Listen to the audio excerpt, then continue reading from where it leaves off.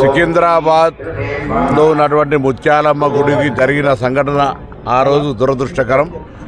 వెంటనే ప్రభుత్వం తరఫున స్పందించి స్థానిక శాసనసభ్యుడి విజ్ఞప్తి మేరకు దేవాదాయ శాఖ తరఫున దాన్ని పునర్నిర్మాణం చేసి అమ్మవారిని ఈరోజు మళ్ళీ ప్రజలకు ఆశీస్సులు అందించే విధంగా వేద పండితులతోటి పునఃప్రతిష్ఠ చేసుకొని దేవాదాయ శాఖ మంత్రి గారి ఆధ్వర్యంలో ఈ కార్యక్రమం నిర్వహించుకున్నాం. ఆ ముత్యాలమ్మ వారిని 2 చేతులు జోడించి ఈ ప్రాంతం అంతా కూడా సుఖ సంతోషాలతో అంతా ఎటువంటి ఇబ్బంది లేకుండా ఉండాలని ఈ సందర్భంగా ప్రార్థించినాం.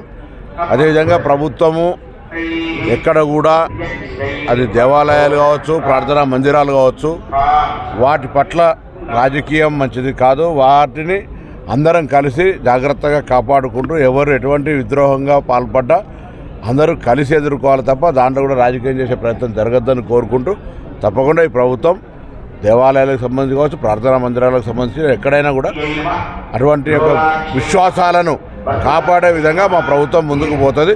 అందులో ఎటువంటి అనుమానం పడే అవసరం లేదన్నటువంటి మాట మనం చేస్తా ఉన్నాం.